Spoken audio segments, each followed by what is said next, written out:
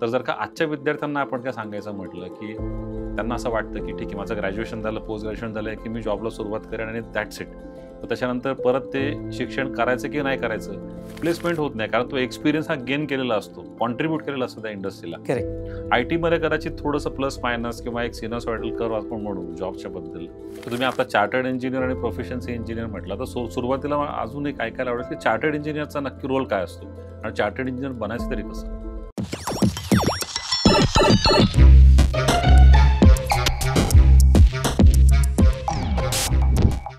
नमस्कार.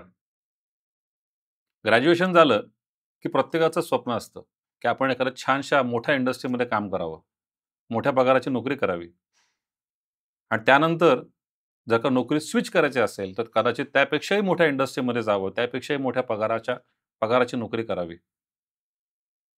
विचार करा, जर अशा एका इंडस्ट्रीमध्ये जायचं असेल की ज्याची बिल्डिंग देखील तयार नाही, तर काय? प्रत्येकजण नक्कीच विचार करेल. परंतु या विचाराच्या पलीकडे जाऊन एक तरुण त्या इंडस्ट्रीमध्ये प्रवेश करतो की जिथे बिल्डिंग देखील नाही आणि शून्यातून विश्व उभं करतो. केवळ स्वतःचंच नाही, तर त्या इंडस्ट्रीचं देखील. बघूयात आजच्या पॉडकास्टमध्ये हे नक्की शून्यातून विश्व तयार केलंय तरी कसं? आज आपल्याबरोबर पॉडकास्टमध्ये आहेत बेकर्ड कंपनीचे प्रोजेक्ट आणि इंजिनिअरिंगचे director doctor Shrikant Sonar sir. Sir नमस्कार आणि स्वागत आहे MIT अकॅडमी ऑफ इंजिनिअरिंगच्या पॉडकास्टमध्ये. सर नमस्कार. धन्यवाद मला इथे आमंत्रित केल्याबद्दल. आजची आपली चर्चा नक्कीच चांगली होईल आणि माझ्याकडून मी नक्कीच चांगला माझा अनुभव शेअर करेल. खरं तर 42 वर्षाचा प्रोफेशनल अनुभव विप्रो आणि बेकर्ड सारख्या मोठ्या कंपन्यांमध्ये तुम्ही काम केलंय. तर खूप काही ऐकून घेण्याची इच्छा नक्कीच आहे. पण सुरुवातीला तर आपल्या सर्व प्रेक्षकांना हे ऐकून घ्यायची नक्की इच्छा असेल, की डायरेक्टर प्रोजेक्ट आणि इंजिनिअरिंग म्हणजे नक्की सध्याचा रोल तरी काय? आपण जेव्हा कुठलीही नवीन कंपनी आपल्याला चालू करायची असते, सो ती कंपनी पूर्ण स्टार्टपासून चालू करण्यासाठी जे करावं लागतं त्याला आपण प्रोजेक्ट मॅनेजमेंट करतो. म्हणजे त्याची बिल्डिंग बांधणे, त्याच्यासाठी लागणारं इन्फ्रास्ट्रक्चर सर्व उभं करायचं, त्याच्यासाठी लागणारे मशीन सर्व इन्स्टॉल करायचे. तर याच्यासाठी प्रोजेक्ट मॅनेजमेंट खूप करणं जरुरी असतं आणि प्रोजेक्ट मॅनेजमेंट हे टाईम बाउंड असतं, कॉस्ट बाउंड असतं आणि क्वालिटी कॉन्शियस असतं. तर हे संपूर्ण प्रोजेक्ट मॅनेजमेंटमध्ये आपण करतो आणि इंजिनिअरिंगच्या रोलमध्ये कुठलाही प्रॉडक्ट बनवण्यासाठी जी मशीन्स लागतात, तर ती मशीन्स मॅन्युफॅक्चर करण्यापासून सुरुवात असते. त्या मशीनला लागणारे सर्व पार्ट मार्केटमधून घेणे, ते सर्व मशीन असेंबल करणे, असेंबल झाल्यानंतर ते मशीन त्या प्लांटच्या बिल्डिंगमध्ये उभे करणे, त्याच्यानंतर ते मशीनचं टेस्टिंग, कमिशनिंग करून त्याचं प्रोडक्शन ट्रायल घेऊन फायनल क्वालिटी प्रोडक्शन चालू करणे. या सर्वांमध्ये इंजिनिअरिंगचा रोल अतिशय महत्त्वाचा असतो. तर असा माझा ब्रीफ प्रोजेक्ट आणि इंजिनिअरिंगचा जो रोल आहे, हा असा आहे. अच्छा. मग आता प्रोजेक्ट आणि इंजिनिअरिंगचा आता तुम्ही हा रोल तर सांगितलाच. पण सुरुवात नक्की कुठे झाली? कारण की जसं मी इंट्रोडक्शनमध्ये म्हटलं, की सुरुवात करत असताना बिल्डिंग देखील नाही आणि एक फाउंडर मेंबर म्हणून जॉइन करायचंय. मग ती नक्की सुरुवात कशी झाली बेकर्डमध्ये? सर माझ्या म्हणजे 27 वर्षाच्या आठवणी तुम्ही आता परत जागृत केलेल्या आहेत. सो ही स्टोरी आहे साधारणतः 1998 साली चालू झाली. मी जेव्हा जॉब चेंज करण्याचं ठरवलं आणि त्याच्यानंतर मला बेकार्ड कंपनीत जेव्हा सिलेक्ट झालो, सो 1 फेब्रुवारी 1999 मी कंपनी जॉइन केली आणि माझ्या बॉसने सेकंड डेला मला साईटवरती नेलं. साईटवरती गेल्यानंतर रांजणगाव इथे मॅन्युफॅक्चरिंग साईट आहे. फक्त बॅरून लँड होती. मी मलाच प्रश्न विचारला, "हे श्रीकांत तू कुठे जॉइन झालास? विप्रो कंपनीत 15 वर्ष वेल इस्टॅब्लिश होतं आणि इथे फक्त जमीन आहे. कसं होणार?" पण माझ्यातला जो इंजिनिअर आहे आणि जे माझ्यातलं पॅशन आहे, जे माझं डिटर्मिनेशन आहे ते सांगत होते, "इथून आपण दुनिया उभी करू." आणि तिथून खरी मग प्रोजेक्ट आणि इंजिनिअरिंगची ॲक्टिव्हिटी आमची चालू झाली. सो असा तो आमचा बेकार्डचा जर्नी चालू झाला. आम्ही पहिले 4 लोकं मॅन्युफॅक्चरिंग टीमला जॉइन झालो. सो आपण असं म्हणू शकतो, की आम्ही 4 पहिले फाउंडर मेंबर आहोत बेकार्डसाठी. अच्छा. प्रोजेक्ट, मॅन्युफॅक्चरिंग, सेल्स मार्केटिंग अशा प्रकारचे आम्ही लोकं जॉइन झालो आणि प्रोसेस इंजिनिअरिंग. सो ही 4 लोकं जॉइन झाल्यानंतर तिथून आमचा बेकार्डचा जर्नी पुढे चालू झाला. मग सुरुवात कुठून केली? म्हणजे मेंटेनन्समधनं केली, प्रोजेक्टमधनं केली, मॅन्युफॅक्चरिंगमधून केली? कुठून सुरुवात? ओके. सुरुवाती पहिले प्रोजेक्टमध्ये कारण कसं होतं, की तिथे फक्त जमीन होती. त्या जमिनीवरती आम्हाला संपूर्ण बिल्डिंग उभी करायची होती. सो त्याच्यासाठी प्रोजेक्ट मॅनेजमेंट हे अतिशय महत्त्वाचं होतं. मग आम्ही चांगले आर्किटेक्ट शोधले, चांगले कॉन्ट्रॅक्टर शोधले आणि त्यांच्याकडून कंप्लीट बिल्डिंग आम्ही तिथे बिल्डिंग आणि इन्फ्रास्ट्रक्चर आम्ही उभं केलं. आणि मीनवाईल आम्हाला तिथे लागणारे जे काही मशीन्स असतील, तर या मशीनच्या ट्रेनिंगसाठी आम्हाला 1 वर्ष बेल्जियम या देशामध्ये ट्रेनिंगसाठी पाठवण्यात पण आलं होतं. तर आम्ही तिकडे ट्रेनिंग घ्यायचो, आम्ही इकडे परत यायचो, प्रोजेक्टची कामंही पुढे चालू. अशा पद्धतीने आमचा प्रवास पुढे चालू झाला. अच्छा. पण आता कंपनीबद्दल पण थोडंसं ऐकून घ्यायला आवडेल, की तुम्ही कंपनी जॉइन तर केलं, पण कंपनी नक्की मॅन्युफॅक्चरिंग करते काय? कारण की वेबसाईट जर का बघितली, तर फक्त दिसतात वायर आणि ज्या वायर आता कुठेही स्टोअरमध्ये किंवा मार्केटमध्ये कुठेही दिसत नाही. पण नक्की मॅन्युफॅक्चरिंग तरी काय? करेक्ट. हाच प्रश्न सर आम्हाला बऱ्याच वेळी बरेचसे विद्यार्थी विचारतात, की कंपनी वायर बनवते, पण मग आम्हाला तिथे रोल काय? किंवा काय असेल? तर बेकाट ही एक बेल्जियम बेस्ड कंपनी आहे. आमचे हेडक्वार्टर्स बेल्जियमला आहे. साधारणतः कंपनीला 140 वर्ष झालेत मॅन्युफॅक्चरिंगमध्ये आणि कंपनीचा इतिहास जो आहे, की जे कंपनीचे ओनर आहे, त्यांनी फेन्सिंगची बार्ब वायर पहिले बनवली. अच्छा. त्यांच्याकडे कॅटल्स होते. ते इकडे-तिकडे बाजूला जायचे फार्मिंगमध्ये.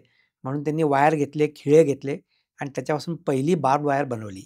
असं आम्हाला जी माहिती आहे ते. 140 वर्षापूर्वी. 140 वर्षापूर्वी आणि तिथून तो वायर मॅन्युफॅक्चरिंगचा जर्नी चालू झाला. आता आम्ही जी वायर बनवतो ही बाहेर कधी कोणाला दिसत नाही. तर आमची वायर ही टायरच्या मध्ये जाते. रेडियल टायर्स आहे. त्याच्यानंतर आपल्या हायड्रॉलिक होस आहे. नंतर वेगवेगळ्या प्रकारचे कन्व्हेअर बेल्ट्स असतात. याच्यामध्ये वायर जाते. तुम्ही जे मोठे-मोठे ब्रिजेस बघतात, तर त्या ब्रिजला जी वायर असते, रोप्स, त्या रोपसाठी पण आमची वायर जाते. तर असे वायरचे हजारो उपयोग आहेत आणि त्याच्यासाठी ही वायर वापरली जाते आणि ही वायरसाठी लागणारे मशीन्स पण आमचीच कंपनी बनवते. अच्छा. पण तुम्ही म्हटलं, की टायरपासून म्हणजे रेडियल टायरपासून ते ब्रिजेसपर्यंत. मग रेडियल टायरमधली वायर छोटी आणि ब्रिजमधली मोठी. तर मग किती छोटी आणि किती मोठी वायर बनवली जाते? वायर ही 0.1 मिलीमीटर डायमीटर पासून तर तुमची 2.4 मिलीमीटर, 2.5 किंवा 3 मिलीमीटर डायमीटरपर्यंत वायर बनवली जाते. सिंगल वायर आणि त्याच्यानंतर बंच बनवला जातो. त्याचं बंडल बनवलं जातं. आणि टायर बनवणाऱ्या लोकांना आम्ही फक्त वायर देतो. त्याचं जे मेशिंग आहे, ते त्या टायर कंपन्या त्यांच्या प्रत्येक टायरच्या डिझाईनप्रमाणे ते टायरमध्ये ती वायर यूज करतात. सो जेवढं एंड ॲप्लिकेशन आहे, तो मॅन्युफॅक्चरर त्याच्या हिशोबाने त्या वायरपासून तसं ते त्यांचे डिझाइन ते बनवून घेतो. आम्ही फक्त वायर सप्लाय करतो. अच्छा. पण म्हणजे भारतात की भारताच्या बाहेर पण? बेकाट कंपनी जगभरामध्ये बऱ्याचशा देशांमध्ये आहेत. सो वेगवेगळ्या ठिकाणी त्यांचं मॅन्युफॅक्चरिंग आहे. मी असं म्हणेल की जगभरात बेकाट कंपनी पसरलेली आहे, असं म्हणायला हरकत नाही. अच्छा. म्हणजे भारतात देखील कस्टमर आहेत आणि भारताच्या बाहेर देखील आहेत आणि तुम्ही म्हटलं, की डायव्हर्सिफाईड आहे. म्हणजे अगदी टायरपासून ते ब्रिजेसपर्यंत सर्वच प्रकारचे जे काही इंडस्ट्रीज आहेत, ते सगळ्या प्रकारच्या इंडस्ट्रीजच्या वायर्स वापरतात. Correct, correct. म्हणजे आम्ही असं नेहमी जेव्हा आम्ही तिकडचे ॲड बघतो, तर शॅम्पेन कॉर्कची सॉफ्टेस्ट वायर पण बेकाटच बनवते. अच्छा. तिथून तर थेट व्हरायटी ऑफ ॲप्लिकेशन. मग आता याच्यात थोडासा एक इंटरेस्टिंग क्वेश्चन असा आहे, की विप्रोमध्ये 15 वर्ष काम केल्यानंतर पुण्यामध्ये यायचं, म्हणजे अंमळनेर सोडून पुण्यात यायचं आणि बेकटचीच निवड करायची. हे हे का म्हणजे याच्यामागे काय होतं नक्की? बेकट कंपनीच का? ॲक्चुअली जेव्हा मी विप्रो कंपनीत 15 वर्ष जॉब केला, त्याच्यानंतर मला असं वाटायला लागलं, की आता जॉब चेंज करायला पाहिजे. कारण मला 1995 साली जेव्हा पहिले मी इटली या देशात गेलो, तर इटली या देशामध्ये मला नवीन टेक्नॉलॉजी, नवीन मॅन्युफॅक्चरिंग करण्याची टेक्नॉलॉजी मला कळली. सो तिथे विप्रो कंपनीमध्ये सोप मॅन्युफॅक्चरिंगच्या प्रोडक्शन लाईन आम्ही ट्रेनिंग आणि याच्यासाठी तिकडे गेलो होतो आणि तेव्हा आम्हाला कळलं, की जग केवढं मोठं आहे. त्याच्यानंतर माझ्या डोक्यात आलं, की अरे मी मल्टिनॅशनल कंपनीत पण जॉब करायला पाहिजे. का नाही करायला पाहिजे?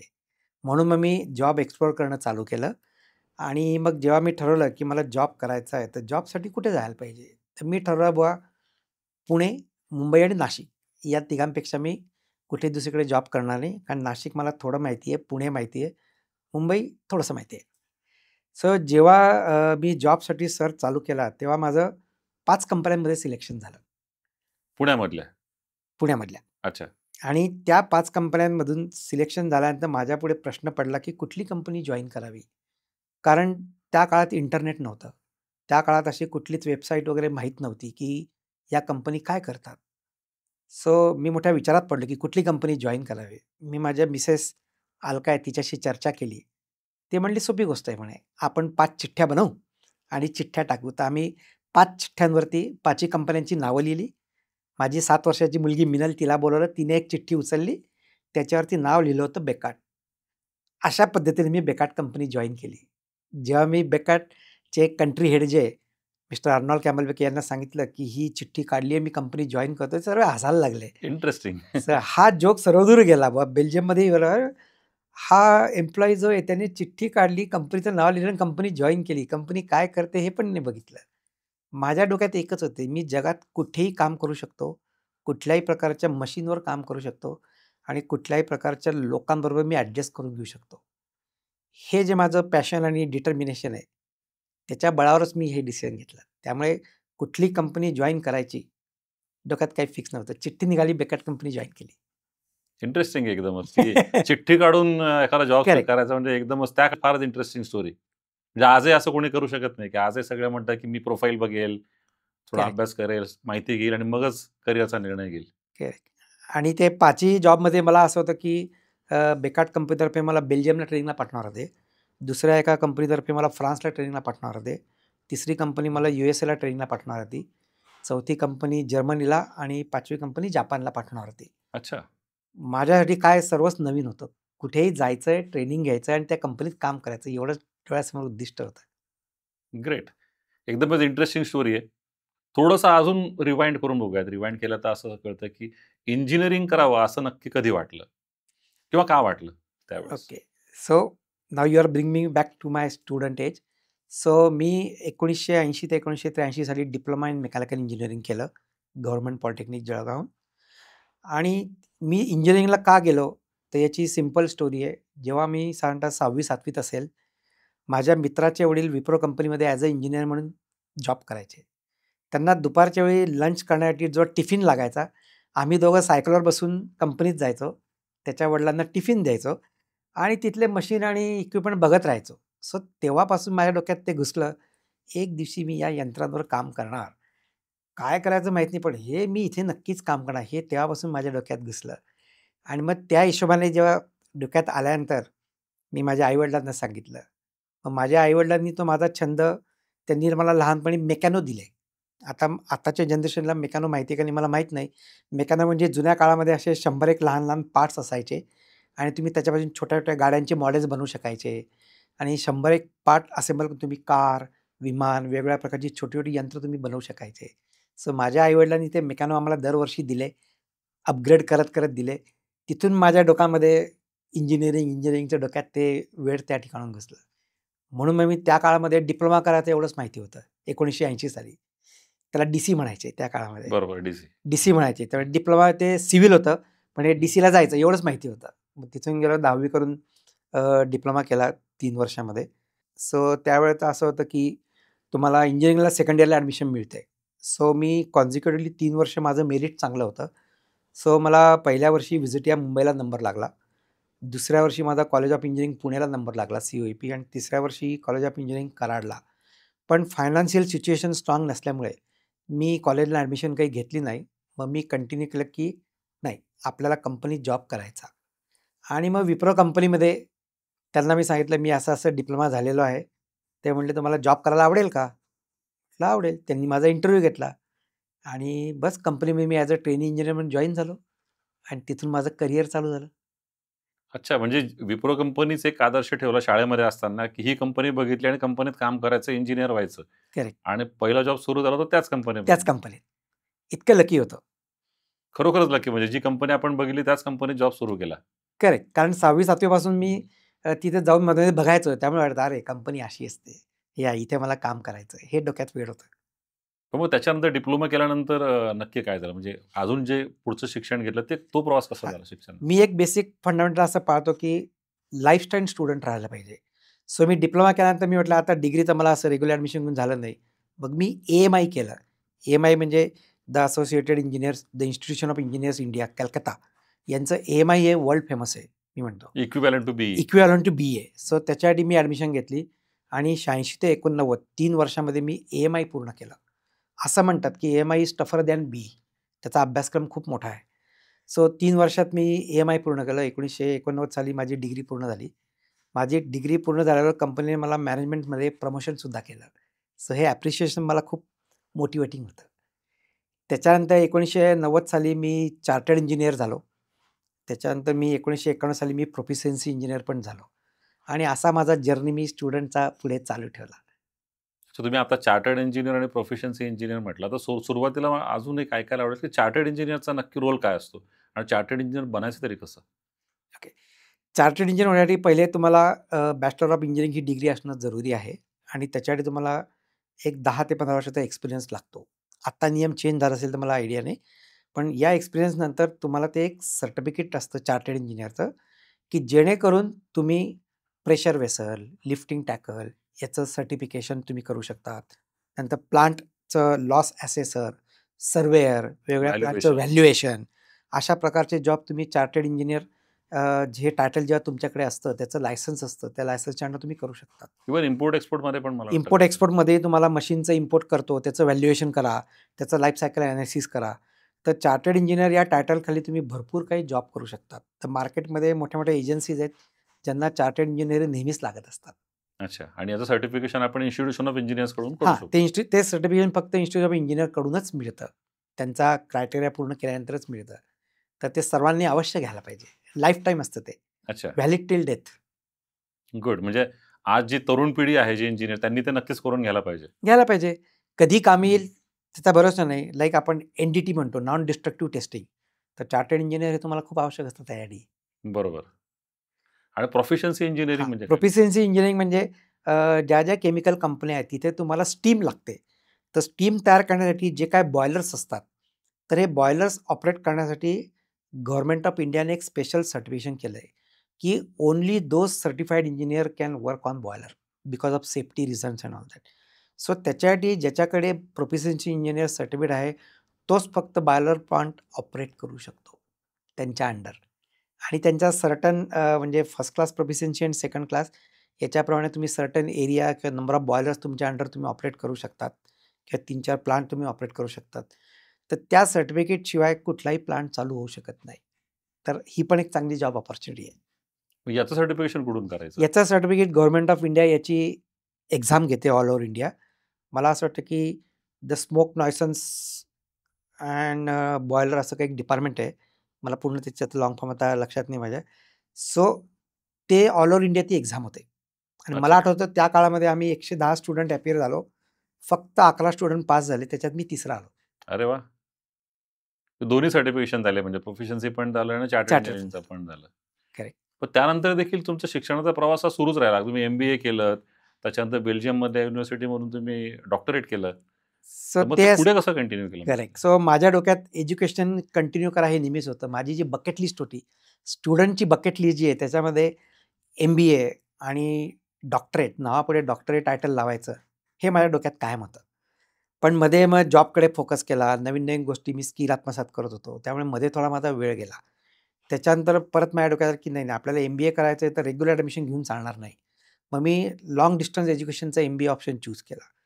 आणि जेव्हा मी बेकाट कंपनी जॉइन केली, तेव्हा ती मल्टिनॅशनल कंपनी आहे. मी ठरवलं, की मी इंटरनॅशनल MBA करेल.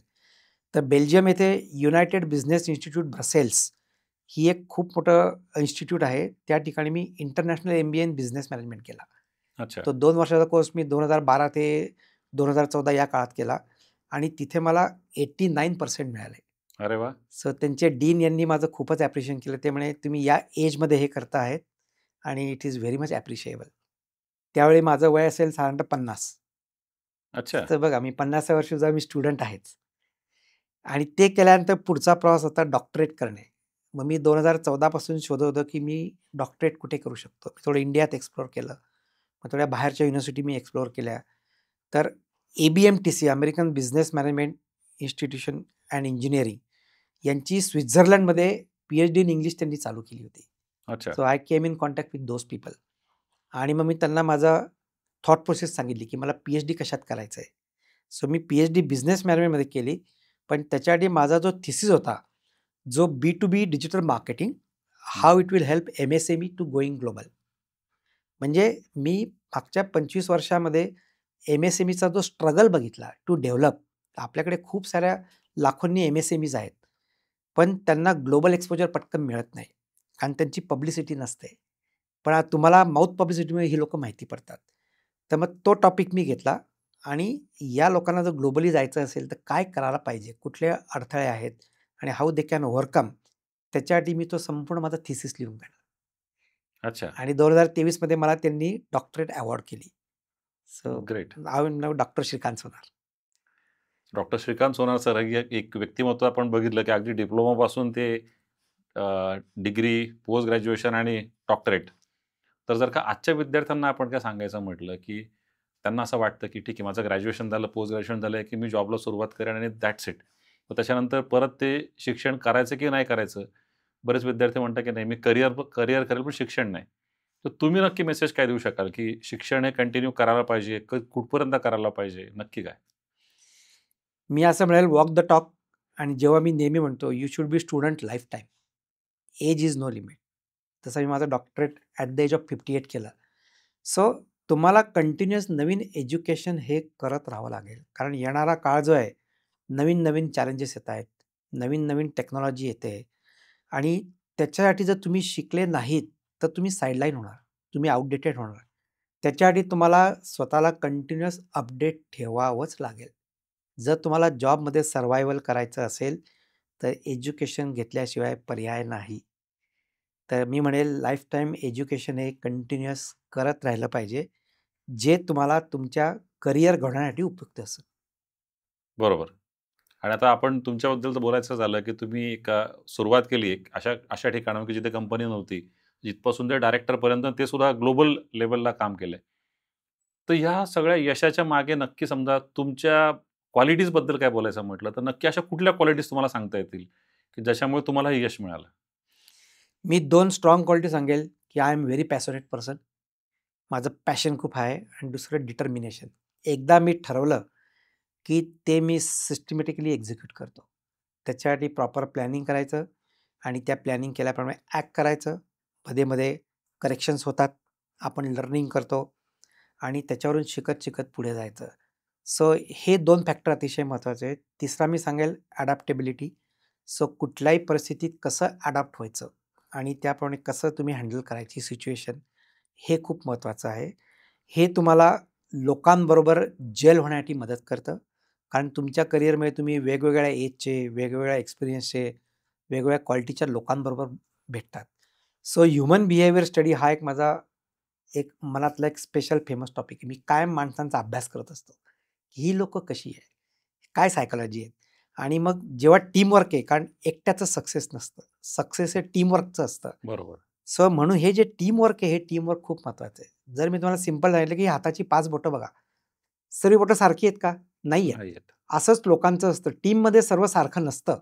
पण जेव्हा मी मूठ वाळतो बघा, सर्व एका लाईनीत आले. तर मी नेहमी म्हणतो टीमवर्क करायचं. हा मंत्र खूप महत्त्वाचा आहे. आणि जर तुम्हाला खूप लांब जायचं असेल, तर you have to take team with you. मग हे टीमवर्क हे सक्सेस पुढे आणतं. मग तुम्ही म्हणाला, की टीमवर्क सक्सेसफुल आहे. तुमचं पॅशन आणि डिटर्मिनेशनबद्दल तुम्ही म्हटले, की स्ट्राँग क्वालिटीज आहेत. पण हे पॅशन आणि डिटर्मिनेशन तुमच्यापर्यंत आहे. जर का ते आपण ते टीमपर्यंत पोहोचवायचं असेल, तर मग नक्की काय करायला पाहिजे? मी माझ्यात जसं एज्युकेशन मी कंटिन्यूअस केलं, तर मी माझ्या टीमला कंटिन्यूअस एज्युकेशनसाठी प्रमोट करत असतो, की तुम्ही आत्ता काय केलंय, या एज्युकेशनला राहू नका.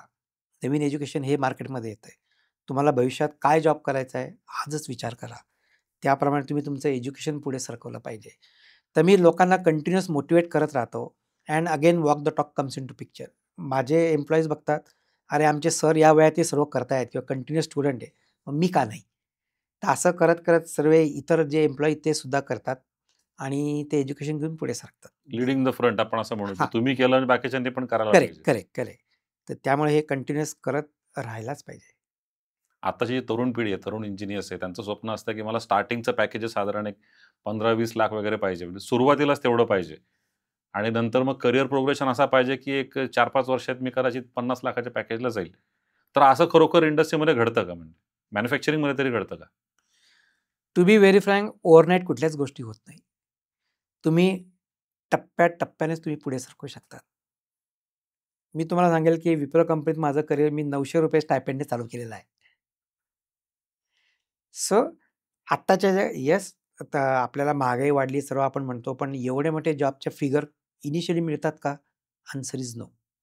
तर तुम्हाला तो अनुभव तुम्हाला गेन करावा लागतो. तुमची एक्सपर्टीज तुम्हाला दाखवावी लागते आणि जर तुमची एक्सपर्टीज, स्किल, नॉलेज चांगलं असेल, तर कंपनीज नक्कीच तुम्हाला पे करतील.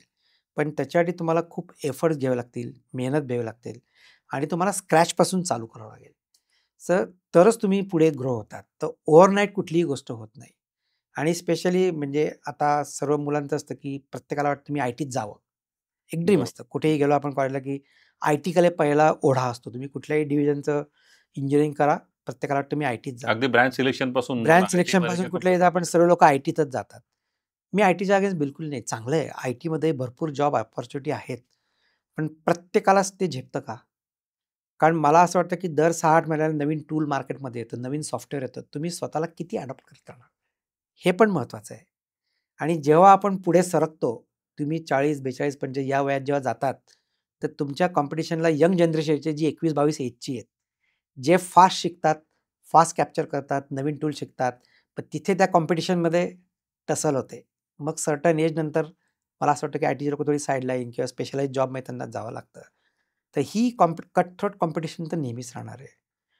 त्याच्या अगेन जर तुम्ही बघितलं मॅन्युफॅक्चरिंगमध्ये मला असं दिसतंय, की आता खरंच स्कॅरसिटी ऑफ पीपल आहे. मॅन्युफॅक्चरिंगसाठी आता तुम्ही कुठलंही प्रॉडक्ट विकत घ्या, मोबाईल घ्या. ते मॅन्युफॅक्चरिंग करायला मशीन्स लागतात. ते मॅन्युफॅक्चरिंग करायला टेक्नॉलॉजी लागते. ते ऑपरेट करायला इंजिनिअर्स लागतात. हे मशीन्स कोण बनवणार? आपल्याला इंजिनिअर्स पाहिजे. आपल्याला मेकॅनिकल इंजिनिअर पाहिजे. आपल्याला इलेक्ट्रिकल इंजिनिअर पाहिजे. आपल्याला इलेक्ट्रॉनिक्स इंजिनिअर्स पाहिजे. हे सर्व डिझाइन करतात. ते डिझाइन केल्यानंतर त्याचं मॅन्युफॅक्चरिंग होतं. ते फोन बनवायला ज्या प्रकारचे मशीन्स लागतात, ते मशीन मॅन्युफॅक्चरिंग करायला पण इंजिनिअर्स लागतात. तर सद्य परिस्थितीमध्ये मार्केटमध्ये या फील्डवरती बऱ्यापैकी शॉर्टेज आहे. सो इंजिनिअर्स फुल डिमांडमध्ये आहेत. आणि मी माझ्या अनुभवावरून असं म्हणेल, माझं वैयक्तिक मत आहे, की तुमचा इंजिनिअरिंग आणि मॅन्युफॅक्चरिंग इंडस्ट्रीमध्ये जो अनुभव आहे, तो असा कोणीही विकत घेऊ शकत नाही. तुम्ही इझिली रिप्लेस नाही होत. कारण तुमचा अनुभव हा तुम्ही हार्ड वेने शिकत-शिकत बिल्ड करत असतात. सो जेव्हा तुम्ही 40, 42, 45 वयाचे होतात, तर त्यावेळेचा जो तुमचा अनुभव आहे, तो असा थ्रोइंग करण्याचा नसतो. Company cannot ask you to stop. कारण त्या अनुभवाच्या बळावर तुम्ही अजून नवीन टीमला तुम्ही ट्रेनिंग, डेव्हलपमेंट करून बाकी टीम तुम्ही पुढे आणू शकतात. सो जॉब स्टॅबिलिटी त्याच्यामध्ये खूप चांगली आहे. असं मी माझ्या अनुभवावरून सांगेन. फारच महत्त्वाचा पॉइंट तुम्ही सांगितला, की रिप्लेसमेंट होत नाही. कारण तो एक्सपिरियन्स हा गेन केलेला असतो. कॉन्ट्रिब्यूट केलेला असतो त्या इंडस्ट्रीला. करेक्ट. आय-टीमध्ये कदाचित थोडंसं प्लस मायनस किंवा एक सिनोसॉइडल कर्व्ह आपण म्हणू जॉबच्या बद्दल.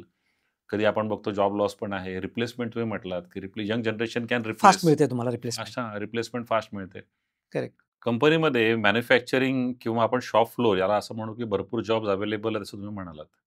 पण नक्की जर का आपण थोडंसं डीप डाइव्ह केलं आणि बघितलं, तर कुठल्या-कुठल्या प्रकारचे जॉब्स मेंटेनन्समध्ये, प्रोडक्शनमध्ये किंवा शॉप फ्लोअरवरती अवेलेबल असतात? सो अतिशय चांगला प्रश्न आहे सर हा. सो जर आपण आता मॅन्युफॅक्चरिंगमध्ये घेतलं, की ज्याला आपण प्रोडक्शन म्हणतो. तर प्रोडक्शनमध्ये आपल्याला प्रोडक्शन इंजिनिअर लागतात. आपल्याला प्रोसेस इंजिनिअर लागतात. आपल्याला प्लॅनिंग इंजिनिअर लागतात. आपल्याला मॅन्युफॅक्चरिंग इंजिनिअर लागतात. आपल्याला न्यू प्रोसेस डेव्हलपमेंट इंजिनिअर लागतात. आपल्याला प्रोसेस एनालिसिस इंजिनिअर लागतात. एवढ्या प्रकारचे भरपूर जॉब असतात. नंतर आपल्याला टीम लीडर्स लागतात. Who can control various number of operators आणि त्या मशीनवरून प्रॉडक्ट बाहेर काढण्याची सगळी आपल्याला टीम लागत असते. आणि तुम्ही त्याच्यातून अजून जर केलं, की मायक्रो एनालिसिस जे आहे, लॅब एनालिसिस आहे, तर ते प्रॉडक्ट क्वालिटी, तर या क्वालिटीमध्ये अजून वेगवेगळ्या व्हरायटीचे स्पेशलाइज्ड जॉब्स असतात, जे इंजिनिअर्स लोकं करू शकतात. तर असे प्रोडक्शनमध्ये वाईड व्हरायटी ऑफ जॉब्स आपल्याला मिळू शकतात. आणि तिथून तुम्ही पुढे-पुढे प्रमोट करत जर गेले, तर तुम्ही प्रोडक्शन इंजिनिअर होऊ शकता, तुम्ही टीम लीडर होऊ शकता, तुम्ही असिस्टंट मॅनेजर प्रोडक्शन होऊ शकता, तुम्ही प्रोडक्शन मॅनेजर, तुमचा स्कोप वाढत जातो. तुम्ही जनरल मॅनेजर ऑपरेशन्स होऊ शकता. You can become vice president आणि तुम्ही पुढे जाऊन सी-ओ-ओ पण होऊ शकतात. Chief operations officer. सो जसं आपण नॉलेज बिल्ड करत जातो आणि एक्सपिरियन्स बिल्ड करत जातो आणि जबाबदाऱ्या घेत जातो, तर तुमची ग्रोथ अशी ऑपरेशनमध्ये होऊ शकते. इंजिनिअरिंग म्हटलं, तर इंजिनिअरिंगमध्ये असं असतं, की इंजिनिअरिंग आणि मेंटेनन्स. सो कुठलंही मशीन जे आहे, जेव्हा ते मशीन चालतं, ते मशीन चाललं की ते घासलं जाणार. ते मशीन वेअर अँड टिअर झालं, की त्या मशीनला त्याची ओरिजिनल क्वालिटी प्रोड्यूस करण्यासाठी त्याला आपल्याला रिव्हॅम्प करावं लागतं. त्याला आपल्याला मेंटेनन्स करावं लागतं.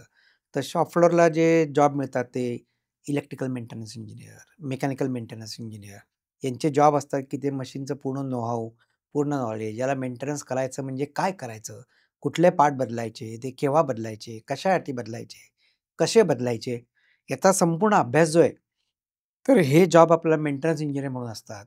आता मेंटेनन्समध्ये जुन्या काळी आपलं ब्रेकडाउन मेंटेनन्स फॉलो करायचं, की मशीन बंद झालं, की आपण मेंटेनन्स करू. तो ट्रेंड आता गेला, खूप जुना झाला. आता नवीन प्रिडिक्टिव्ह मेंटेनन्स झालं आहे, प्रिव्हेंटिव्ह मेंटेनन्स आलेलं आहे. तर प्रिडिक्टिव्ह मेंटेनन्समध्ये ॲडव्हान्स टेक्नॉलॉजी वापरली आहे, जसं थर्मोग्राफी आहे. थर्मोग्राफी कॅमेराने आपण पूर्ण त्याचं व्हिडिओ शूट करून कुठे कुठे हॉटस्पॉट आहेत आणि ते टेम्परेचरच्या वरती असेल त्याचे रिडिंग मिळतात. तर त्याप्रमाणे मग तुम्ही शटडाऊन घेऊन फेल्युअर व्हायच्या आधीच तुम्ही ते काम करून घेऊ शकता. कंडिशन मॉनिटरिंग बद्दल कंडिशन मॉनिटरिंग म्हणते मी. त्याच्यानंतर मेकॅनिकलमध्ये जे प्रिडिक्टिव्ह मेंटेनन्स आहे त्याला आपण व्हायब्रेशन ॲनालिसिस म्हणतो. त्याला आम्ही सिग्नेचर ॲनालिसिस म्हणतो. म्हणजे तुम्ही मशीनचं व्हायब्रेशन मोजलं, तर ते व्हायब्रेशन मोजल्यानंतर तुम्ही आता न्यू टेक्नॉलॉजीने जसं एस्केप, एफएजी या कंपन्यांचे ते इक्विपमेंट्स आहेत, तर तुम्ही सांगू शकता मशीनमध्ये कुठला पार्ट डिफेक्टिव्ह आहे. तर टेक्नॉलॉजी एवढी ॲडव्हान्स झाली आहे.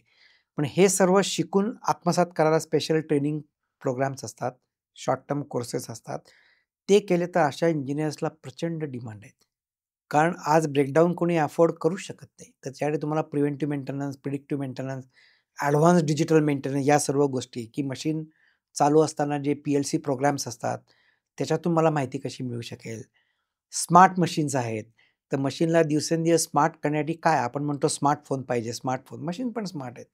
तर लोकं म्हणतात हे मशीनने स्वतःहून सांगितलं पाहिजे, की माझ्यात काय फॉल्ट येतोय किंवा मला काय फॉल्ट येणार आहे. जसं आता आपण व्हायब्रेशनमध्ये असतं, की मशीन म्हणतं, "अरे मला ग्रीस कमी पडतंय. अरे मी गरम होतोय." तर हे मशीन तुम्हाला सांगेल.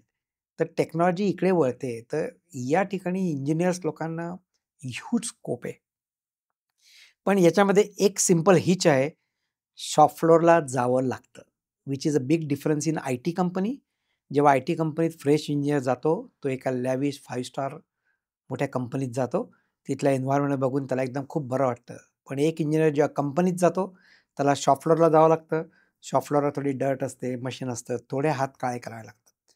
पण ज्याने ते हात काळे करण्याची हिंमत दाखवली, लाईफटाईम त्याला सक्सेस चांगलं मिळतं. आणि हे मी माझ्या स्वतःच्या एक्सपिरियन्स सांगतोय. मी अजूनही कुठलंही नवीन मशीन आलं, तर मला एवढं पॅशन आहे, की जेव्हा ते मेंटेनन्स मी जाऊन स्वतः उभा राहतो. अरे मला दाखव काय त्याच्यात नवीन काय? तर ही जी शिकण्याची जिज्ञासा आहे, ही नवीन इंजिनिअरने कंटिन्यूअस ठेवली पाहिजे. आणि जोपर्यंत मशीन्स आहेत, तोपर्यंत इंजिनिअर लागणार आहेत. आणि मशीन हे कधी डाय होत नाहीत. म्हणजे मेकॅनिकली मशीन्स खूप स्ट्राँग असतात. त्यांना तुम्ही पुन्हा-पुन्हा मेंटेनन्स करत राहा, ते त्या लेव्हलला परत त्याची ओरिजिनल लेव्हल रिइन्स्टेट होते. इलेक्ट्रॉनिक्सला सिस्टम फक्त अपग्रेड होत राहतात. सो त्याच्यामध्ये electrical engineering, electronics engineering, PLC, automation ही लोकं त्या मशीनला अपग्रेड करून ते परत पुढे सरकतात. तर ही मशीन्स वर्षानुवर्षे चालतात. त्यातली टेक्नॉलॉजी आउटडेटेड झाली असं कधी होत नाही unless something totally new comes. तर त्याच्यामुळे इंजिनिअर्स लोकांना फॅक्टरीमधले जॉब त्यांच्यासाठी कधीच संपत नाही. कंटिन्युअस नवीन जॉब हे चालूच असतात आणि जसा तुमचा एक्सपिरियन्स वाढत जाईल, मी 1 कंपनी हँडल करतो, मी 2 कंपनी हँडल करतो, मी 10 कंपनी हँडल करतो, मी लोकल हँडल करतो, मी ग्लोबल हँडल करतो. तसं माझ्याकडे ग्लोबल मेंटेनन्सचा पण मध्ये रोल होता, की ग्लोबली सर्व प्लांटला मेंटेनन्स कसं असतं? जगभरातले सर्व प्लांट एकच पद्धतीचं मेंटेनन्स करतात का? किंवा भारतात 10 कंपन्या आहेत, 10च्या 10 कंपन्यांमध्ये या मशीनचं मेंटेनन्स हे याच पद्धतीने होतं का? याचं जे स्टँडर्डायझेशन आहे, इथेही सर्व इंजिनिअरिंग टीम काम करू शकते. सो शॉप फ्लोअरला गेल्यानंतर जर थोडे हात काळे केले आणि शॉप फ्लोअरला असेल, थोडा पेशन्स ठेवला, तर इंजिनिअर लोकांची डिमांड कधीही कमी होत नाही. सर्व्हिस इंजिनिअर्स लोकं लागतात आपल्याला. आजकालचे नवीन टेक्नॉलॉजी मशीनला सर्व PLC, ऑटोमेशन, प्रोग्रामिंग असतं. तर हे प्रोग्रामिंग करण्यासाठी तुम्हाला इंजिनिअर्स लागतात. मशीनला खट वाजलं, मशीन बंद झालं. तर त्याला इलेक्ट्रॉनिक काय प्रॉब्लेम झाला आहे, तो इलेक्ट्रॉनिक्स इंजिनिअर सांगू शकतो किंवा तो प्रोग्रामर चेक करून सांगू शकतो, की कुठे डिफेक्ट आहे. दिसत काहीच नाही. मेकॅनिकल डिफेक्ट कळतो, हे तुटलं, हे आवाज आला. इलेक्ट्रिकल इलेक्ट्रॉनिक्समध्ये ते कळत नाही. तर ही जी लोकं आहे, या लोकांसाठी खूप सारे जॉब अवेलेबल आहे किंवा नवीन मशीन्स आहे. कंपनी मशीन्स बनवते, ती एक्सपोर्ट करते. मग त्या देशात जाऊन ती मशीन लावणे, ती मशीन कमिशन करणे, याच्यासाठी जॉब आहेत. अजून नवीन ॲडव्हान्स टेक्नॉलॉजी मी सांगेल, की आत्ता Google ग्लासेस मार्केटला आलेले आहेत. त्याला आपण HoloLenses म्हणतो. बरोबर. म्हणजे त्या HoloLensला AR, VR आहे. सो तुम्हाला जर त्या भारतात बसून रशियात मशीन कमिशन करायची असतील, तर तुम्ही जर ते Google ग्लासेस लावले आणि तिकडचे इंजिनिअर लावलं, तुम्ही लाईव्ह बघू शकता. तुम्ही लाईव्ह कम्युनिकेशन शकता आणि भारतातला इंजिनिअर रशियामध्ये त्यांना गाईड करून संपूर्ण प्रॉब्लेम सॉल्व्हिंग करू शकतो. तर टेक्नॉलॉजी खूप चेंज झालेली आहे. नवीन कुठल्याही येणाऱ्या मशीनला असेंबली, डिसेंबली आता प्रत्यक्ष हाताने करण्याची जरूरत नाही. हे जे Google ग्लासेस किंवा HoloLenses जे आहे, तर याच्याने तुम्ही व्हर्चुअल असेंबली करू शकता. हे मशीन तुमचं आयलॅश मूव्हमेंटवर काम करतं. तुम्ही डोळे असे फ्लिकरिंग केले, की त्याची असेंब्ली डिसेंबली अशी चेंज होते. तुम्हाला असेंब्ली बघायची आहे, डिसेंबली बघायची आहे किंवा तुम्ही हाताने असं केलं तर त्याचे एक्सप्लोरेटिव्ह व्ह्यू दिसतात. तर या सर्व टेक्नॉलॉजी मार्केटमध्ये आल्या आहेत. तर इथे इंजिनिअर्स लोकांची कंटिन्युअस आणि कायम लागतच राहणार आहेत ही लोकं. मग आता हे तुम्ही जे म्हटलं, की नवीन-नवीन टेक्नॉलॉजी येते आणि इंजिनिअर्सची गरज पण आहे. तर मॅन्युफॅक्चरिंगमध्ये किंवा शॉप फ्लोअरला जे इंजिनिअर्स लागतात, ते नक्की कुठल्या प्रकारचे इंजिनिअर्सची गरज आहे? म्हणजे प्रोडक्शन आहे, मेटलर्जी आहे, मेकॅनिकल आहे, इलेक्ट्रिकल, ई-एन-टी-सी कुठल्या प्रकारच्या इंजिनिअर्सची गरज असते? सर्व प्रकारच्या ज्या काय आपल्या इंजिनिअरिंगच्या ब्रँचेस आहेत, त्याचे सर्व इंजिनिअर्स लागतात. मी स्टार्ट फ्रॉम सिव्हिल इंजिनिअर. तुमचा जेव्हा प्रोजेक्ट चालू असतो, तेव्हा तुम्हाला सिव्हिल इंजिनिअर लागतात. बरोबर. टू एन्शुअर की प्रॉपर बिल्डिंग क्वालिटी झाली आहे की नाही. नंतर ती बिल्डिंग कुठलीही फॅक्टरी लावल्यानंतर ती 50-100 वर्ष चालते. तिला लाईफटाईम मेंटेन करा. सिव्हिल इंजिनिअरिंगचं काम त्याच्यामध्ये येतं. मेकॅनिकल इंजिनिअर्स तुम्हाला कंप्लीट लागतात. तुम्हाला इलेक्ट्रिकल इंजिनिअर्स लागतात. तुम्हाला इलेक्ट्रॉनिक्स इंजिनिअर लागतात. तुम्हाला कम्युनिकेशन इंजिनिअर लागतात. नवीन टेक्नॉलॉजी आता तुम्ही मोबाईलमधून टेक्नॉलॉजी कम्युनिकेट करू शकता. तुम्हाला हँड्स ऑन मोबाईलवरती सर्व मशीनची हिस्ट्री मिळू शकते. तर याच्यासाठी तुम्हाला कम्युनिकेशन इंजिनिअर्स लागतात तुम्हाला. अजून जे ॲडव्हान्स जसं VLSI म्हणतो आपण, very large integrated circuit design. ही इंजिनिअर कंपनीत लागत नाही. याच्यासाठी एक वेगळ्या प्रकारचा सेटअप असतो. म्हणजे मोठे-मोठे प्रोग्राम्स बनवतात किंवा मोठे-मोठे PCB बनवतात. तर त्या मशीनची मेमरीसाठी ती एक वेगळी टीम असते. तर त्यामुळे जेवढ्याही प्रकारचं इंजिनिअरिंग आपण करतो, आता AI आहे किंवा तुम्ही अजून प्रकारचे जे आता नवीन-नवीन डेव्हलपमेंट येत आहेत. तर यासाठी जेवढे इंजिनिअरिंग कोर्सेस आपण करतोय, ते सर्व लोकं फॅक्टरीत लागतात. फक्त त्यांचा मॉडेल चेंज होतो. काही सॉफ्टवेअरला लागतात. आता सर्व जग आहे सेन्सर, सेन्सर आणि सेन्सर. हजारो प्रकारचे सेन्सर लागतात. का? तर मला मशीनची माहिती बसल्या ठिकाणी मिळायला पाहिजे. बरोबर. मग हे सेन्सरचा अभ्यास कोण करेल? इलेक्ट्रॉनिक्स इंजिनिअर करतील, ऑटोमेशन इंजिनिअर्स करतील किंवा तुम्ही ऑटोमोटिव्ह कंपन्यांमध्ये जाता, तिथे रोबोटिक्स आहेत, कार असेंब्ली, क्रिटिकल ऑपरेशन हे सर्व रोबोट्स करतात. पण ते प्रॉपरली कसे व्हायला पाहिजे याचं सर्व प्लॅनिंग, प्रोग्राम हे इंजिनिअर्सच करतात. आणि त्याला रेग्युलर मेंटेनन्स करावं लागतं. ते जर नाही केलं, तर कुठल्यातरी असेंब्लीत डिफेक्ट येऊ शकतो, व्हिच इज नॉट गुड. तर त्याच्यासाठी ही इंजिनिअरिंग टीमचा जॉब हा कायमस्वरूपी आहे. आणि जसा तुमचा अनुभव वाढत जातो, तसं तुमची रिप्लेसेबिलिटी कमी होते. तुम्हाला रिप्लेस कोणी करत नाही. बरोबर. You become a asset to the company. आणि इयर बाय इयर तुमची ॲसेट व्हॅल्यू वाढत जाते. आणि you have to upgrade yourself also. तर तुमच्या कंपनीत बेकटमध्ये कुठल्या-कुठल्या प्रकारचे जॉब्स सध्या अवेलेबल असेल? आता जसं मी सांगितलं, की कुठल्याही मॅन्युफॅक्चरिंग कंपनीत मशीन जेव्हा बनवतात, मी म्हटलं आपल्याला मेकॅनिकल सोर्सिंग इंजिनिअर लागतात, आपल्याला इलेक्ट्रिकल सोर्सिंग इंजिनिअर लागतात, आपल्याला इलेक्ट्रॉनिक्सचे सोर्सिंग इंजिनिअर लागतात. कारण मशीन्सला नवीन-नवीन पार्ट लागत असतात. आपल्याला सर्व्हिस इंजिनिअर लागतात, की प्रोग्रामिंग इंजिनिअर लागतात. जो मशीनचा प्रोग्राम आहे, जे प्रोग्राम लिहू शकतात किंवा प्रोग्राम अंडरस्टँडिंग करू शकतात. तर या प्रकारचे आहेत. मेकॅनिकल डिझाइन इंजिनिअर्स लागतात, इलेक्ट्रिकल डिझाइन इंजिनिअर्स लागतात. इन्फ्रास्ट्रक्चर डिझाइन म्हणजे कुठल्याही फॅक्टरीला तुम्हाला स्टीम, एअर, गॅस, इलेक्ट्रिसिटी लागते. तर याचं डिझाइन करणारे पण कोणीतरी पाहिजे ना किंवा जे तुम्ही आर्किटेक्चर फर्म असतात त्यांच्याकडून जे डिझाइन करतात त्याच्यावर कोणीतरी कंट्रोल करणारा पण लागतो. तर या प्रकारचे जॉब कंपन्यांमध्ये कायमच चालू असतात आणि ॲडव्हान्स टेक्नॉलॉजी येते, तर हे जॉब येतच असतात मध्ये-मध्ये. फक्त ते जसं IT कंपन्यांमध्ये जॉब हजारोंनी असतात, तसे मॅन्युफॅक्चरिंग जॉब हजारोंनी नसतात. ते लिमिटेड असतात. हा एक लिमिटिंग फॅक्टर आहे. सो IT मध्ये 400 लोकं घेतले, त्यांना ट्रेनिंग केलं. तसं मॅन्युफॅक्चरिंगला होत नाही. Unless it is a mass manufacturing. ज्या मोठ्या-मोठ्या कंपन्या आहेत ते करतात. पण इतर कंपन्यांमध्ये नंबर ऑफ इंजिनिअर्स कमी लागतात. मग ती कोर टीम असते ती. आणि मग ती टीम आपलं नॉलेज, ट्रेनिंग, रिट्रेनिंग डेव्हलप करत-करत टीम पुढे सरकते. मग आता फ्रेश इंजिनिअर्सला समजा याच प्रकारच्या करियर ऑप्शन्स त्यांना हवे असतील, तर त्यांनी नक्की कुठल्या प्रकारचे स्किल्स त्यांच्या इंजिनिअरिंग करत असताना अॅक्वायर करणं गरजेचं आहे? ओके. आता कसं असतं, की फ्रेश इंजिनिअर्सला काही-काही मोठ्या मल्टिनॅशनल कंपनीज आहे किंवा काही इंडियन कंपनीज मोठ्या आहेत. त्यांच्याकडे ॲज अ ट्रेनी म्हणून ते टीम घेतात आणि त्यांना पुढे ते ॲब्सॉर्ब करतात. पण सर्वच कंपन्या असं करतात, असं नाही आहे. तर मग हे जेवढे इंजिनिअर्स आहेत, इनिशियल पिरियड हा स्ट्रगल पिरियड असतो. तर छोट्या-छोट्या कंपन्या त्यांनी जॉइन करायला पाहिजे. छोट्या कंपनीत जेव्हा तुम्ही जातात, तेव्हा तुम्हाला मल्टिपल जॉब करायला मिळतात. तुमचे मल्टिपल स्किल तिथे तुम्ही शिकू शकता. आणि असं करत-करत तुम्ही 4-5 वर्ष अनुभव बिल्ड केला, की तुम्हाला मोठ्या कंपनीत ब्रेक थ्रू मिळतो. आणि मग असं करत तुम्ही पुढे सरकू शकता. ज्यांना मोठ्या कंपनीत जॉब मिळाला, व्हेरी गुड. तर त्याच्यासाठी तुम्हाला इंटरव्ह्यू प्रिपरेशनसुद्धा खूप चांगली असते. आणि जसं आता तुम्ही विचारलं, की फ्रेशर्सने काय करायला पाहिजे? पहिले तर आपलं जे करिक्युलम आहे, तिथे तुम्हाला चांगले मार्क्स मिळायला पाहिजे. ते खूप महत्त्वाचं आहे. कारण काही-काही कंपन्यांचा फिल्टर असतो, की आम्ही एवढ्याच टक्क्यांचे घेतो. मी पर्सनली बिलीव्ह करतो, की टक्केवारी पण आहे, पण ज्या मुलांना सेकंड क्लास सुद्धा मिळालं आहे, ते बेस्ट परफॉर्म करतात. कारण तुम्ही तुमचं नॉलेज कसं वापरतात, तुम्ही लोकांबरोबर कसं इंटिग्रेट करता, हे खूप महत्त्वाचं आहे. एखादा गोल्ड मेडलिस्ट आहे आणि त्याचं नॉलेज तो वापरूच शकला नाही, तर तो लोकांबरोबर जेल झाला नाही, त्याचा काय फायदा नसतो. तर हे खूप महत्त्वाचं आहे. तुम्ही कॉलेज करताना तुम्हाला माहिती नसतं, की पुढे मी काय करायचं आहे. पण तरी जसं मेकॅनिकल इंजिनिअर नॉर्मली AutoCAD करतात. इलेक्ट्रिकल इंजिनिअर्स ई-कॅड करून घेतात. या प्रकारचे काही प्रिडिक्टिव्ह मेंटेनन्स जे आहे, जसं एस्केप, एफ-ए-जी या कंपन्या आहेत, यांच्याकडे प्रिडिक्टिव्ह मेंटेनन्सचे काही कोर्सेस असतात. तशा प्रकारचे कोर्सेस करू शकतात. पण नॉर्मली करिअर हे छोट्या कंपन्या म्हणूनच चालू होतं. मोठ्या कंपन्यात ज्यांना मिळालं, पण नंबर्स कमी असतात. आणि मॅन्युफॅक्चरिंगमध्ये बऱ्याचशा मोठ्या कंपन्या बॅच घेतात, ते ट्रेनिंग वगैरे करतात. पण सर्वजण तसं नाही करत. सॉफ्ट स्किलचं किती महत्व आहे मग याच्यामध्ये? सॉफ्ट स्किल अतिशय महत्त्वाचं आहे. म्हणजे जेव्हा आपल्याकडे 100 मुलं इंटरव्ह्यूसाठी असतात, त्यातून 10 सिलेक्ट करायचे. तर कंपन्यांचे वेगवेगळ्या सिलेक्शनचे क्रायटेरिया असतात. त्यांची लेखी टेस्ट घेतात. त्यांचं टेक्निकल नॉलेज काय आहे? त्याच्यानंतर त्यांचं ॲप्टिट्यूड टेस्ट घेतात.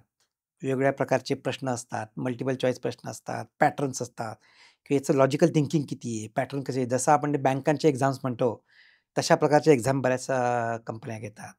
आणि मग इंटरव्ह्यूमध्ये हे बघितलं जातं, की हा किती क्युरियस आहे, याचा किती इगरनेस आहे, याचा काम करण्याची किती इच्छा आहे, आतून पोटेन्शियल आहे का, काहीतरी करून दाखवण्याची इच्छा आहे का, हे वेगवेगळ्या पद्धतीचे प्रश्न विचारून आपण सांगू शकतो. आणि याच्यासाठी सर्वात महत्त्वाचं म्हणजे तुम्ही जे फायनल इयरला प्रोजेक्ट करतात, तुमचा प्रोजेक्ट तुम्हाला अतिशय चांगल्या पद्धतीने एक्सप्लेन करता यायला पाहिजे. त्याच्याआधी तुम्ही तो प्रोजेक्ट स्वतःच्या हाताने करणं आवश्यक आहे. बरोबर. जर नसेल, कुठून प्रोजेक्ट कॉपी केला म्हणजे केला असेल किंवा इकडून-तिकडून जास्ती पार्टिसिपेट नसेल केलं, तर तुम्ही इंटरव्ह्यूत उत्तर देऊ शकत नाही. इंटरव्ह्यूअर काय म्हणतो, की याने याचा कॉलेजचा प्रोजेक्ट इतका चांगल्या पद्धतीने केला, म्हणजे कॅन्डिडेट इंटरेस्टेड दिसतोय. तुम्हाला त्या जॉबमध्ये इंटरेस्ट दाखवता यायला पाहिजे. टेक्नॉलॉजीचा कुठेतरी वापर तरी केलेला आहे. वापर आता कोणी म्हणतं, की मी 3-4 वर्षानंतर म्हणतो, "नाही, नाही, मला ई-कॅड सर्व येतं." पण आम्ही जेव्हा त्याला ई-कॅडच्या याच्यावर बसवतो, दाखव करून. तर तिथं करून दाखवता नाही आलं, तर कळतं, अरे, तोंडी उत्तरं दिली, पण प्रत्यक्ष एक्झिक्युशन नाही करता आलं. आणि मग प्रश्न असतात, बुवा तुम्ही तुमचा प्रोजेक्ट कसा केला? तुम्ही टीममध्ये कसं वावरतात? की हा फक्त मीच म्हणतो का? मीच करतो, मीच करतो. असं आहे का? हे इनिशियली थोडे हे फॅक्टर्स पण बघितले जातात, की तुमचा किती इनिशिएटिव्ह आहे आणि शॉपला जाण्याची तयारी आहे का? हा एक अतिशय महत्त्वाचा प्रश्न असतो. जवळ-जवळ निम्मे कॅन्डिडेट तिथेच ड्रॉप होतात. फॅक्टरीज तुम्ही बघितलं तर सिटीमध्ये कुठल्याही फॅक्टरी नसतात. इन जनरल फॅक्टरी या रिमोट असतात. तुम्ही जर पुण्याचं उदाहरण घेतलं, आपलं चाकण म्हणा, रांजणगाव म्हणा किंवा वेगवेगळे जे इंडस्ट्रियल एरिया आहेत, तर हे सगळे लांब आहेत. लोणंद आहे किंवा तळेगाव. तळेगाव आहे. तर तुम्हाला या वेगवेगळ्या ठिकाणी जायला तुम्हाला ट्रॅव्हलिंग करावं लागतं. मग सकाळी ट्रॅव्हलिंग आणि संध्याकाळी ट्रॅव्हलिंग. हा एक त्रास सर्वांना घ्यावा लागतो. पण तो जर घेतला, तर पुढचं लाईफ अतिशय सुकर असतं. हा एक प्रकार आहे. मग लोकांना तिकडे जाऊन राहावं लागतं का? सॅटर्डे संडे तुम्ही इकडे येऊ शकता. तर आय-टी आणि मॅन्युफॅक्चरिंगमध्ये हा एक मोठा डिफरन्स आहे. आय-टीच्या लोकांना जवळपासच जॉब मिळतो. जसं हिंजेवाडी तर मिळतो जॉब. मग लोकांना मी पुण्यातच आहे. तर हा ज्याचा तर मग एक वैयक्तिक चॉईस असतो. तर त्यामुळे आम्हाला असं वाटतं, की मॅन्युफॅक्चरिंग इंडस्ट्रीकडे खूप कमी जण येतात किंवा मिळत नाही लवकर. एक प्रश्न नक्की विचारावासा वाटतो, की गेली 26 वर्ष एका कंपनीत काम करतायत, तर नॉर्मली लोकं स्विच करतात 2-3 वर्षाने, 5 वर्षाने. 26 वर्ष एकच कंपनी आणि त्याच्या आधी 15 वर्ष एकच कंपनी. तर नक्की हे 26 वर्ष आणि ती एक कंपनी याच्यामागे काय नक्की रिझन आहे? बघा, मी प्राउडली सांगू शकतो, की मी बेकाट कंपनी जॉइन केल्यानंतर, मी जे माझे एफर्ट्स टाकले आणि त्या एफर्ट्सचं जे रिअलायझेशन आहे, टाईम टू टाईम मला त्याचं रिवॉर्ड पण मिळालं. आणि बेकाट ही अशी कंपनी आहे, की ज्या ठिकाणी तुम्हाला प्लेंटी ऑफ अपॉर्च्युनिटी मिळतात. तुमचं नॉलेज असेल, तुमचं नॉलेज डेव्हलपमेंट करायला ही कंपनी हेल्प करते आणि तुमचं नॉलेज डेव्हलप झाल्यानंतर कंपनी ते नॉलेज यूज पण करते आणि तुम्हाला भरपूर ग्रोथ अपॉर्च्युनिटी कंपनीकडून मिळतात. अपॉर्च्युनिटी फक्त भारतातच नाही, तर बेकाट कंपनीचे भारताबाहेर इतर प्लांट्स जे आहेत, इतर देशामध्ये, तिथे पण आमच्या कंपनीत अपॉर्च्युनिटी मिळू शकते. तर हे एक खूप युनिक मला आवडलं. त्यामुळे मी इथे जॉइन केल्यानंतर वेगवेगळ्या जबाबदाऱ्या जसं घेत गेलो मी. तुम्हाला जबाबदारी घ्यावं लागतं. तुम्हाला अपॉर्च्युनिटी कधी नॉक केली याच्यासाठी तुम्ही रेडी पाहिजे आणि अपॉर्च्युनिटी पुन्हा-पुन्हा नॉक नाही करत. तर तुम्हाला स्वतःला तसं प्रिपेअर करावं लागतं. तर तुम्ही नेहमी मोठे स्वप्न बघायला पाहिजे. जसं मी पहिल्या कंपनीत म्हणजे विप्रो कंपनीत होतो तिथे आमचे मोठे-मोठे लोकं यायचे, कंपनीचे व्हाईस प्रेसिडेंट यायचे, प्रेसिडेंट यायचे. तेव्हा मी नेहमी बघायचो, अरे हे लोकं मोठ्या-मोठ्या कारमधून येतात. एके दिवशी मी पण यांच्यासारखं कॉर्पोरेटमध्ये बसेल, मी कारने कंपनीत व्हिजिट करेल. हे एक मोठं स्वप्न आहे. तर कुठेही जॉइन करताना मोठं स्वप्न बघायला पाहिजे, की मी या कंपनीत ग्रो करेल. तसं बेकार्टला मी ॲज अ मॅनेजर म्हणून जॉइन केलं. आता मी फुल फ्लेज इंजिनिअरिंग डिव्हिजन हेड करतो. सो बेकार्ट कंपनीत या अपॉर्च्युनिटी खूप छान मिळतात. तुमच्या स्किलला तुमचं खूप महत्त्व असतं आणि अतिशय चांगलं एन्व्हायर्नमेंट आहे. ज्याच्यामुळे मागच्या 26 वर्षात मला असं कधीच वाटलं नाही, की मी इथून जॉब चेंज करायला पाहिजे. नवीन टेक्नॉलॉजी आहे, नवीन टेक्नॉलॉजीचं एक्सपोजर आहे आणि सतत नवीन करण्याची जी माणसाच्या मनात जे असतं, तर ते नेहमीच बेकार कंपनीत एन्करेज केलं जातं. आणि असा एक आमच्याकडे ट्रॅडिशनल ट्रेंड आहे, की नॉर्मली ग्लोबली सुद्धा बेकार कंपनीत जी लोकं जॉइन होतात, तर ती शक्यतो त्या कंपनीतून रिटायर होतात. तर हा एक चांगला कल्चर दाखवतो कंपनीचा. सो कंपनी तुमची अशा प्रकारे चांगली केअर घेतल्यानंतर कोण विचार करेल जॉब सोडण्याचा? आहे की बरोबर. नाही? अगदी, हं. अगदी, अगदी. तर हे खूप महत्त्वाचं आहे, की तुम्ही तुमचे डिलिव्हरेबल्स तेवढे द्यायला पाहिजे. So it is take and give असं ते असतं. त्यामुळे मला 26 वर्ष काम केलं असं कधीही वाटलं नाही मध्ये, की जॉब चेंज करावा. कधीच नाही. अपॉर्च्युनिटी येत गेल्या, नवीन-नवीन क्षितिज ओपन होत गेले. मी ते ग्रॅब करत गेलो. अपॉर्च्युनिटी आपण स्वतःहून क्रिएट पण कराव्या लागतात. मला हे करता येतं, त्याच्यासाठी आपले स्किल डेव्हलप करायचे. मग आम्ही हे करू शकतो. तुम्ही जेव्हा करू शकता, तर तुम्हाला ते करू देण्यासाठी पण कंपनीकडून प्रोत्साहन मिळालं पाहिजे. कंपनी म्हणते, "करा. तुम्हाला हे करायचं आहे." तुम्ही केलं की तुम्ही सक्सेस होतात. तर मी प्राउडली सांगेल, की I am very proud of Bekaert आणि या सर्व अपॉर्च्युनिटी दिल्याबद्दल धन्यवाद कंपनीच्या पण. अच्छा. आणि त्याच्याकरता माझा हा जर्नी एकाच ठिकाणी चालू आहे. मला हा प्रश्न बरेच जण विचारतात, "तुम्ही का नाही सोडलं?" जर कंपनी माझी एवढी चांगली काळजी घेतोय आणि मी पण कंपनीची चांगली काळजी घेतोय, तर कशाला सोडायची कंपनी? बरोबर, बरोबर. आणि तुम्हाला ग्रोथ अपॉर्च्युनिटी पण आहेत. पण मेहनत केल्याशिवाय पर्याय नाही. तुम्ही म्हणाल मी नुसतं बसून राहील किंवा मी नॉन प्रॉडक्ट थोडंसं काम कमी करेल वगैरे नाही, असं नाही चालत. जे डिलिव्हरेबल्स आहेत तुम्हाला रिझल्ट तर तुम्हाला द्यावे लागतील. So you must be result oriented. हे अतिशय महत्त्वाचं आहे. खरं तर आजच्या पॉडकास्टमध्ये खूप काही गोष्टी तुमच्याकडनं समजून घेतल्या आणि काही फन फॅक्ट, काही इंटरेस्टिंग गोष्टी आणि स्किल डेव्हलपमेंटबद्दल आपण बोललो, जॉब अपॉर्च्युनिटीजबद्दल बोललो. एक शेवटचा प्रश्न नक्कीच विचारावासा वाटतो, तो म्हणजे तुम्ही या सक्सेस जे काही मिळवलंय, तर सक्सेसचा असा काही फॉर्म्युला बनवून सांगता येईल का, की जो फॉर्म्युला कदाचित बाकीचे देखील वापरू शकतील आणि ते त्यांच्या त्यांच्या क्षेत्रामध्ये सक्सेसफुल होऊ शकतील. असा काही फॉर्म्युला आहे का? बघा असं आता कसं आहे, की व्यक्तिसापेक्ष हा सक्सेसचा फॉर्म्युला चेंज होऊ शकतो. पण मी माझ्या अनुभवावरून सांगेल, की यू मस्ट बी पॅशनेट आणि तुमचं फर्म डिटर्मिनेशन पाहिजे. हे 2 की फॅक्टर अतिशय महत्त्वाचे आहे. आणि काही बेसिक गोष्टी मी फॉलो करतो. जसं मी नेहमी म्हणतो, की don't be afraid of pressure. Pressure is what turn the lump of coal into diamond. अतिशय महत्त्वाचं आहे. बरोबर. सेकंड गोष्ट आहे, when you walk on the road, people will always throw stones at you. It is up to you whether to make a wall or to make a bridge. हे आचरणात आणणं थोडं कठीण आहे. पण जर तुम्ही हे केलं, यू गेट गुड सक्सेस. तिसरी अतिशय महत्त्वाची गोष्ट आहे, की without data you are just an opinion. So नेहमी facts, figure and correct data हे खूप महत्त्वाचं आहे. मी टचवूड सांगतो, आजपर्यंत मी खोटं कधीच बोललो नाही. काम करताना तुमच्याकडून चूक झाली, माझ्याकडून हे चुकलंय. चुका ॲक्सेप्ट करा. कारण एक चूक लपवण्यासाठी तुम्ही खोटं बोलतात आणि ते हाईड करायला तुम्हाला 100 वेळा खोटं बनावं लागतं. आणि जो ट्रस्ट आहे, ट्रस्ट हा फॅक्टर अतिशय महत्त्वाचा आहे. त्याच्यासाठी सिंपल एक्झाम्पल आहे, आपली कंदिलाची काच जी आहे, जेव्हा कंदील गरम असतो, त्याच्यावर जर पाण्याचा एक थेंब पडला, ती काच तडकते. बरोबर.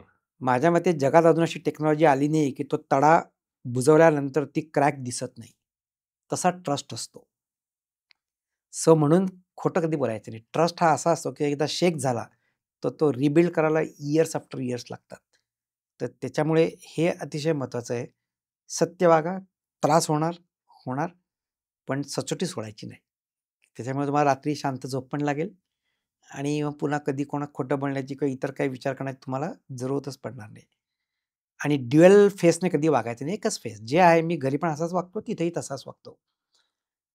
या गोष्टी महत्त्वाच्या आहेत. आणि शेवटचं मी म्हणेल, की continuous improvement. So you can do the same job in a different way every time. So हे जे कंटिन्युअस इम्प्रूव्हमेंट आहे, स्वतःत तुम्ही इम्प्रूव्हमेंट करतच राहायला पाहिजे. जर स्टॅग्नन्सी आली, तो स्टॅग्नन्सी आल्यानंतर मग तुम्हाला तुमचं पुढचं फ्युचर तुम्हाला डेव्हलप नाही करता येत. तो स्टॅग्नन्सी नको. याचा अर्थ खूप धावत सुटायचं का? तसं पण नाही. सो हा जो बॅलन्स आहे लाईफचा, प्रोफेशनचा, हा प्रॉपर बॅलन्स साधत पुढे सरकायला पाहिजे. पण हार्ड वर्कशिवाय पर्याय नाही आहे. आणि एक मी सांगेल, की एक कॉम्पिटन्सी अशी डेव्हलप करा, की ज्याच्यात तुम्ही मास्टर माइंड पाहिजे. ज्याला आपण सब्जेक्ट मॅटर एक्सपर्ट म्हणतो. जसं माझ्याकडे आता मशीन मेंटेनन्स प्रोजेक्ट. मी चॅलेंज देतो. मशीन मेंटेनन्समध्ये मला कोणी हात नाही लावू शकत. सो अशी प्रत्येक माणसाकडे एक कॅटेगरी असते. त्याचे एक स्किल सेट असतं. सो तो एक एक्सपर्टीज त्याच्या हातात पाहिजे, की ज्या चॅलेंजवरती तुम्ही पुढे कधी सरकू शकतात. आणि स्वतःचा एक ब्रँड पण तयार करू आणि त्याचा शकतात. एक स्वतःचा ब्रँड पण करू शकतात. की बाबा यांना आता जसं माझ्याकडे म्हटलं, की म्हणतात नाही बाबा याला तुम्ही काही द्या, हा सक्सेस स्टोरी बनवतो आणि हा पुढे घेऊन जातो. हा तुमचा ब्रँड बनतो. बरोबर. आणि प्रत्येक वेळी सक्सेस मिळत नाही. फेल्युअर आहेत. तुम्ही फेल्युअरमधून शिकलं पाहिजे. त्याला लर्निंग स्टॉप आपण म्हणतो. तो लर्निंग स्टॉप करून आपण शिकलं पाहिजे, की हे करताना काय झालं? आणि मी म्हणेल, की आपण शक्यतो 100% परफेक्शनसाठी धावपळ करतो. मी म्हणतो कधीच करू नका. 60% 70% रेडी आहे ना, पुढे सरका. म्हणजे ॲग्रीमेंट फॉर डिसॲग्रीमेंट आणि डिसॲग्रीमेंट फॉर ॲग्रीमेंट हा जो आपल्याकडचा एक कल्चरल थॉट प्रोसेस आहे, इथे आपण थोडंसं त्याला जरा बाजूला ठेवलं पाहिजे. जॉब चालू करा, पुढे सरका, शिकत जा आणि तुम्ही पुढे-पुढे सरकू शकतात. कारण तुम्हाला कुठेतरी पहिली स्टेप घ्यावीच लागते ना. बरोबर. आणि ती स्टेप जर तुम्ही नाही घेतली, तर मग काही फायदा नाही आहे. विचारच करत राहिले तर हे. पण सक्सेस ओव्हरनाईट मिळत नाही. त्याच्यासाठी तुम्हाला एफर्ट्स हे करावेच लागतील. आणि यंग जनरेशनला आता भरपूर अपॉर्च्युनिटीज आहे. मी म्हणेल यंग स्टुडंट्सला आणि एनीटाईम मी अवेलेबल आहे. You can invite me. I can coach guide ज्याला आपण नोकरीच्या वेगळा वाटा म्हणतो किंवा अजून काय आहे. तर या विषयावर आपण नक्कीच बघू शकतो काही गाईडन्स लागला तर. आणि चॅलेंजेस जे आहेत ते टेक्नॉलॉजी कंटिन्युअस चेंज होते, तर तुम्हाला चेंज अडॅप्ट केल्याशिवाय पर्याय नाही. अदरवाईज तुम्ही साईडलाईन जसं आपण नदी म्हणतो, बरोबर. नदीमध्ये ते दगड वाहत जातात. तर प्रवाहाबरोबर जो वाहत गेला नाही, तो दगड किनाऱ्याला जाऊन पडतो. बाकी पुढे निघून जातात. बरोबर. तर आयुष्याचं असंच असतं. प्रवाहाबरोबर तुम्ही पुढे सरका. पण ट्रस्ट आणि इंटिग्रिटी खूप महत्त्वाचे फॅक्टर्स आहेत. खरंच खूप छान वाटलं. म्हणजे आजच्या पॉडकास्टमध्ये तुम्ही अतिशय महत्त्वपूर्ण अशी माहिती दिली, की ज्यामध्ये आपण बघितलंय, की स्किल्सचा इम्पोर्टन्स काय, जॉबचा इम्पोर्टन्स काय. खूप काही आज बघितलंय. सक्सेसचा फॉर्म्युला पण एक शेवटी ऐकायला मिळालाय. तर MIT अकॅडमी ऑफ इंजिनिअरिंगकडून तुम्ही या पॉडकास्टमध्ये आला त्याबद्दल खूप खूप धन्यवाद. मनापासून आभार. धन्यवाद सर. Thank you.